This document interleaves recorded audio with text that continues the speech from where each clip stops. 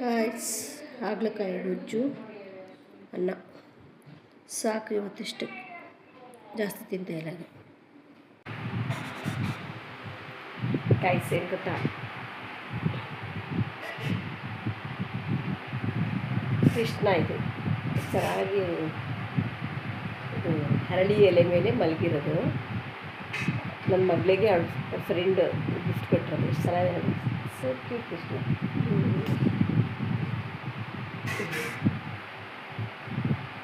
ಚಂದ. ನಿಮಗೆಲ್ಲ ತೋರಿಸೋಣ ಅಂತ ಕ್ಯಾಪ್ಷನ್.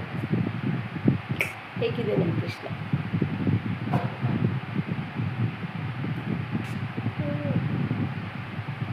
ಮುದ್ದು ಕೃಷ್ಣ. ಇವತ್ತು ಹುಣ್ಣಿಮೆ ದಿನವೇ ಬಂದಿರೋದು ಮನೆಗೆ ಕೃಷ್ಣ. ಇಲ್ಲಾಂದರೆ ನಮಗೆ ಒಳ್ಳೆಯದಾಗತ್ತ ನೋಡಿ.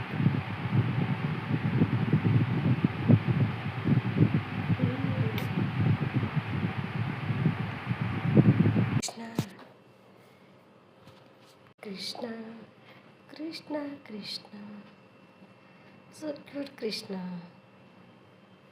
Love you Krishna. Save me Krishna. Guys, ಇದು ಮ್ಯಾಂಗೋ ಡೆಸರ್ಟ್ ನನ್ನ ಮಗಳು ಮಾಡಿರೋದು.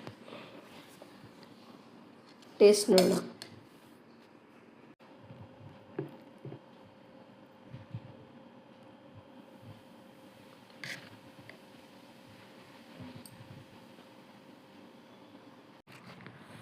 ಗೈಸ್, ಇವತ್ತು ಡೇಟ್ ಬಂದು ಸಂಡೇ, ಭಾನುವಾರ.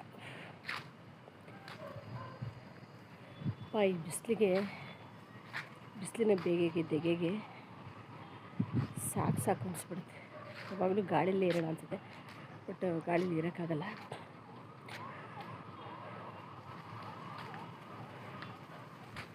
ಶಿವನ ಊರಿಗೆ ಗೌರಿ ಬಂದಳು.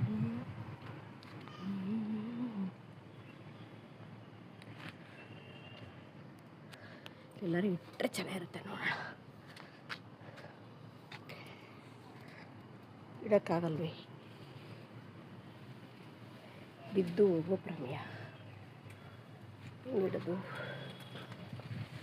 ಯೂಟ್ಯೂಬರ್ಸ್ಗಳು ಪಾಡು ಹೇಳಬಾರ್ದು. ಮೊಬೈಲು ಇಲ್ಲಿಟ್ರೆ ಹೈಟ್ ಆಗಿಬಿಡುತ್ತೆ. ನಾನೇ ಕಾಣಲ್ಲ. ಇಲ್ಲಿಟ್ರೆ ಮೇ ಬಿ ಬಿದ್ದೋಗೋದಾ? ಇಲ್ಲಿಟ್ರೆ ಬಿದ್ದೋಗುತ್ತೆ.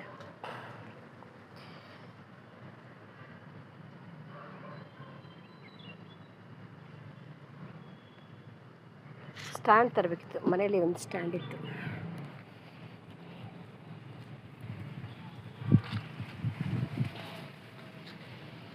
ಅಮ್ಮ, ಏನು ಗೊತ್ತಾ ಗೈಸ್, ಎಲ್ಲರೂ ಮರಗಳನ್ನ ಕಡ್ದು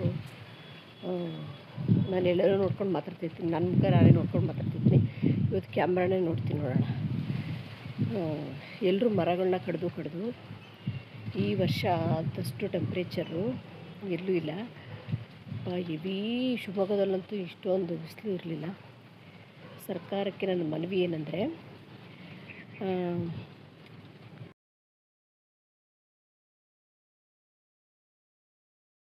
ಗೈಸ್, ಏನು ಗೊತ್ತಾ, ಇದಕ್ಕೆ ಪಾರಿವಾಳಗಳಿಗೆ, ಹಕ್ಕಿಗಳಿಗೆ ಹಾಕಿದ್ದೀನಿ.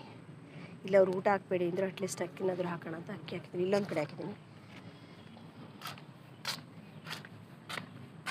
ಆಮೇಲೆ ಇಲ್ಲೊಂದು ಕಡೆ ಹಾಕಿದ್ದೀನಿ. 3 ಕಡೆ ಹಾಕಿದ್ದೆ ಆ್ಯಕ್ಚುಲಿ.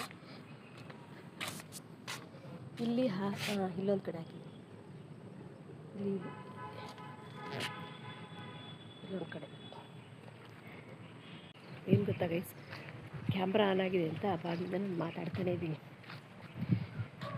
ನೋಡಿದ್ರೆ ಕ್ಯಾಮ್ರಾ ಆನ್ ಆಗಿಲ್ಲ. ಸುಮ್ಮನೆ ಇಲ್ಲದೆ ಎನರ್ಜಿಯೆಲ್ಲ ವೇಸ್ಟ್ ಮಾಡ್ಕೊಂಡೆ. ಒಂದು ಸ್ಟ್ಯಾಂಡ್ ಕ್ಯಾಮ್ರಾ ಇಲ್ಲೆಲ್ಲರೂ ಇಡೋಣ ಅಂತ ನೋಡ್ತಿದ್ದೀನಿ. ನನ್ನ ನೈಟಿಗೆ ಸರಿ ಹೋಗ್ತಿಲ್ಲ, ಬಕ್ಕೊಂಡು ಮಾತಾಡಬೇಕಾದ್ರೆ. ಶಿವನ ಊರಿಗೆ ಗೌರಿ ಬಂದಳು.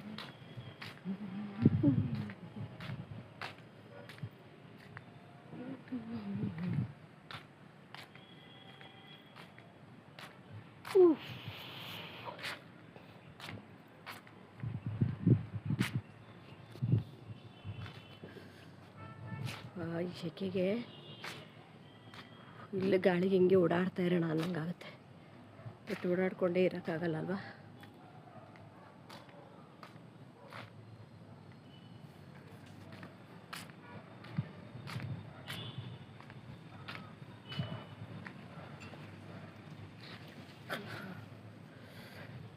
ಏನು ಸೆಕೆ ದೆಗೆಗೆ ನಾನು ಸರ್ಕಾರಕ್ಕೆ ಏನು ವಿನಂತಿ ಮಾಡ್ಕೊತೀನಿ ಅಂದರೆ, ಪ್ರತಿ ವರ್ಷ ನೀವೇನು ಮಾಡಬೇಕು ಅಂದರೆ, ಮೇ ತಿಂಗಳಲ್ಲಿ ಮಳೆ ಬರೋದಕ್ಕಿಂತ ಮುಂಚೆ ಎಲ್ಲ ಪ್ರತಿಯೊಂದೊಂದು ಮನೆಗೆ ಬೇವಿನ ಮರ ಒಂದು ಮತ್ತು ಹೊಂಗೆ ಮರ ಒಂದು ಸಸಿನ ಎಲ್ರಿಗೂ ಕೊಟ್ಟರೆ ನೀವು ತುಂಬ ಉಪಕಾರ ಆಗುತ್ತೆ.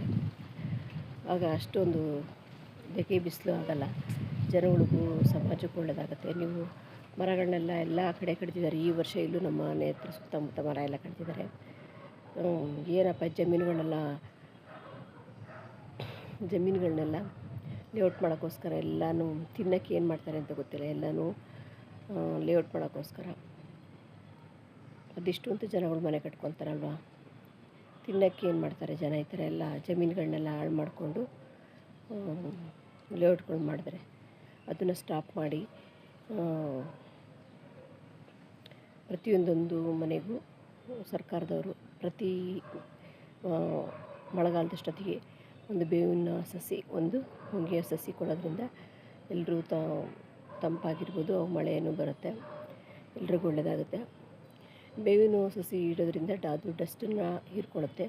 ಈ ಪೊಲ್ಯೂಷನಿಂದ ಜನಗಳಿಗೆ ಡಸ್ಟ್ ಅಲರ್ಜಿ ಆಗೋಲ್ಲ. ಆ ಗಾಳಿನ ಕುಡಿಯೋದ್ರಿಂದ ಅದು ಏನು ಮಾಡಿಬಿಡುತ್ತೆ ಅಂದರೆ, ವೆಹಿಕಲ್ ಡಸ್ಟು ಮತ್ತು ಧೂಳು ಅದು ಇದನ್ನೆಲ್ಲ ಬೇವಿನ ಮರ ಹೀರ್ಕೊಂಬಿಡುತ್ತೆ. ಹಾಗಾಗಿ ಮನುಷ್ಯರ ಮೇಲೆ ಅದೊಂದು ಅಷ್ಟೊಂದು ಪರಿಣಾಮ ಬೀರಲ್ಲ. ಆರೋಗ್ಯ ಕೂಡ ಮನುಷ್ಯನಿಗೆ ಚೆನ್ನಾಗಿರುತ್ತೆ. ಹಾಗಾಗಿ ಬೇವಿನ ಸಸಿ ಕೊಟ್ಟರೆ ಒಳ್ಳೆಯದು. ಅದ್ರ ಜೊತೆ ನೆರಳಿಗೆ ಹೊಂಗೆ ಸಸಿ ಕೊಟ್ಟರೆ ಒಳ್ಳೆಯದು. ಸರ್ಕಾರ ಇದೊಂದು ಕೆಲಸ ಮಾಡಲಿ ಪ್ರತಿ ವರ್ಷ. ಇನ್ನೊಂದೇನೆಂದರೆ, ಯಾರೋ ಹೇಳಿದ್ದು ನನ್ನ ವಿಡಿಯೋ ಕಂಟೆಂಟೇ ಇಲ್ಲ ಅಂತ. ಕಂಟೆಂಟೇ ಇಲ್ಲ ಅಂತ ಹೇಳಿದ್ರಂತೆ. ನಾನು ಆಡೋ ಮಾತು ಒಂದೊಂದು ಕಂಟೆಂಟ್. ನಾನು ಆಡೋ ಮಾತು ಸತ್ಯಕ್ಕೆ ತುಂಬ ಹತ್ತಿರವಾಗಿರ್ತವೆ. ಹಾಗಾಗಿ ನಾನು ಆಡೋ ಮಾತುಗಳು ಕೂಡ ಕಂಟೆಂಟೇ. ನಿಜ, ನನಗೆ ಟಿಪ್ಪೆಲ್ಲ ಹೇಳೋಕ್ಕಾಗ್ತಿಲ್ಲ. ಏನು ಮಾಡೋದು, ಕೆಲಸದ ಒತ್ತಡ, ಇಡೀ ಮನೆ ಕೆಲಸ, ಮನೆ ಜವಾಬ್ದಾರಿ ಈ ತೊಗೊಂಡು ಮಾಡೋರಿಗೆ ಈ ಕಡೆನೂ ಆ ಕಡೆನೂ ಎಲ್ಲ ಕಡೆ ಕಾನ್ಸಂಟ್ರೇಟ್ ಮಾಡೋಕ್ಕಾಗಲ್ಲ.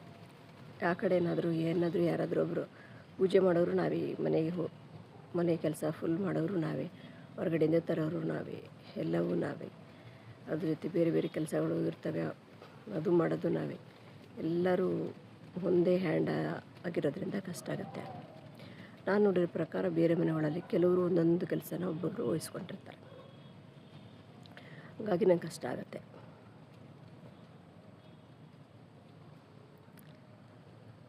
ನನಗೇನು ನಿಜ ಹೇಳಬೇಕು ಅಂದರೆ, ಯೂಟ್ಯೂಬು ಮಾಡೋಕ್ಕಿಷ್ಟ ಇಲ್ಲ. ಯಾಕಂದರೆ ಅಷ್ಟೇ ನಾನು ಮಾತುಗಳನ್ನ ಕೇಳ್ಕೊತೀನಿ. ಯಾಕಂದರೆ ಯೂಟ್ಯೂಬ್ ಅಂದರೆ ಶೋ ಅಪ್ನ ಮಾಡಬಾರ್ದು. ಯೂಟ್ಯೂಬ್ ಅಂದ್ರೇ ಶೋ ಅಪ್ಪು. ಸೋಷಿಯಲ್ ಮೀಡಿಯಾಗೆ ಇನ್ನೊಂದು ಹೆಸರೇ ಶೋ ಅಪ್. ಇಲ್ಲಾಂದರೆ ಕಂಟೆಂಟೇ ಇರೋಲ್ಲ. ನಾವೇನೇ ಒಂದು ಮನೆಗೆ ಫಂಕ್ಷನ್ ಮಾಡಿದ್ರು, ಏನೇ ತೊಗೊಂಡ್ರು ಅದು ಬೇರೆಯವ್ರಿಗೆ ಇನ್ಸ್ಪೈರ್ ಆಗುತ್ತೆ. ಮತ್ತು ಕಂಟೆಂಟ್ ಬೇಕು ಅಂತ ಅದಕ್ಕೋಸ್ಕರ ನಾವು ತೋರಿಸ್ಲೇಬೇಕಾಗತ್ತೆ. ನಮ್ಮನೆ ಪರಿಸ್ಥಿತಿಗಳು ಹೆಂಗೆ ಅಂದರೆ, ನಮಗೆ ಸಪೋರ್ಟಿವ್ ಆಗಿಲ್ಲ. ಎಲ್ಲರೂ ತಲೆಗೊಂದೊಂದು ಮಾತಾಡ್ತಾರೆ. ಹಾಗಾಗಿ ನನಗೆ ಬೇಜಾರಾಗ್ಬಿಡುತ್ತೆ.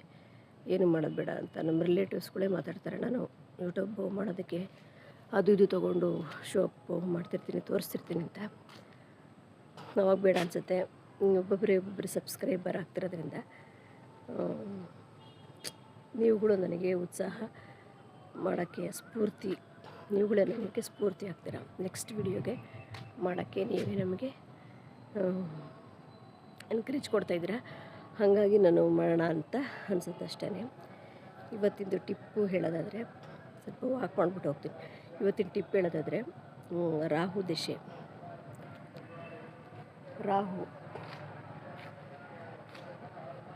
ರಾಹು ದಶೆಗೆ ಏನು ಮಾಡಬೇಕಂತ, ರಾಹು ಒಳ್ಳೆಯವನಾದರೆ ಪರವಾಗಿಲ್ಲ, ರಾಹು ಕೆಟ್ಟವನಾದರೆ ಬರೀ ಭ್ರಮೆಲೇ ಇರಿಸ್ತಾನೆ. ಯೂಸ್ಲೆಸ್ ಕೆಲಸಗಳನ್ನ ಮಾಡೋದು, ಅದರಿಂದ ಪ್ರಯೋಜನ ಇಲ್ಲ ಅಂತ ಗೊತ್ತಿದ್ದರೂ ಅದರಲ್ಲೇ ಬಿದ್ದು ಒದ್ದಾಡೋದು, ಈ ಥರ ಭಾವನೆಗಳು ರಾಹು ಕೆಟ್ಟವನಾದಾಗ ಬರ್ತವೆ. ಅದಕ್ಕೆ ರಾಹು ತತ್ವ ಕಮ್ಮಿ ಆಗಬೇಕು ಅಂದರೆ 4 ಸೀರೀಸ್ ಅವರೆಲ್ಲ ರಾಹು ತತ್ವನೇ. 4, 13, 22 ಇವರೆಲ್ಲ ರಾಹು ತತ್ವಕ್ಕೆ ಒಳಪಡ್ತಾರೆ. ಇವ್ರು ಏನು ಮಾಡಬೇಕು ಅಂದರೆ, ರಾಹು ತತ್ವ ಜಾಸ್ತಿ ಇರೋ ಸ್ವಲ್ಪ ಭ್ರಮೇಲಿರೋರು, ಪ್ರಾಕ್ಟಿಕಲಾಗಿ ಯೋಚನೆ ಮಾಡದೆ ಬರೀ ಭ್ರಮೇಲೆ ಇರ್ತಾರೆ. ಕೆಲಸ ಆಗೋಲ್ಲ, ಸಕ್ಸಸ್ ಆಗೋಲ್ಲ, ಅವರಿಂದ ನಮಗೇನು ಪ್ರಯೋಜನ ಇಲ್ಲ ಅಂದರೆ ಅದರಲ್ಲಿ ಬಿದ್ದು ಒದ್ದಾಡಿಕೊಂಡು ಅವರಿಗೆ ಕನ್ವೆ ಮಾಡಿಕೊಂಡು ಕೋಟ್ರೆ ಮಾಡಿಕೊಂಡು ಟೈಮ್ನ ವೇಸ್ಟ್ ಮಾಡ್ತಿರ್ತಾರೆ. ಅವರೆಲ್ಲರೂ ರಾಹು ತತ್ವದರೆ. ಅವರೆಲ್ಲ ಏನು ಮಾಡಬೇಕು ಅಂದರೆ, ಶನಿವಾರ 1/4 kg ಮೂಲಂಗಿನ ಯಾರಿಗಾದ್ರೂ ಕೊಡ್ತಾ ಬಂದರೆ ರಾಹು ದೋಷ, ರಾಹು ತತ್ವ ಕಡಿಮೆ ಆಗುತ್ತೆ. ಭ್ರಮೆಯಿಂದ ಹೊರಗೆ ಬರ್ತೀರಾ, ಪ್ರಾಕ್ಟಿಕಲಾಗಿ ಯೋಚನೆ ಮಾಡ್ತೀರಾ. ಯಾರ್ಯಾರು ರಾಹು ತತ್ವ ಇದೆ, ಯಾರ್ಯಾರು ಭ್ರಮೆಲಿದ್ದೀರಾ ಅವರೆಲ್ಲ ಇದನ್ನು ಮಾಡ್ಕೋಬೋದು. ಈ ವಿಡಿಯೋ ಇಷ್ಟವಾದರೆ ಲೈಕ್ ಮಾಡಿ, ಶೇರ್ ಮಾಡಿ, ಸಬ್ಸ್ಕ್ರೈಬ್ ಮಾಡಿ.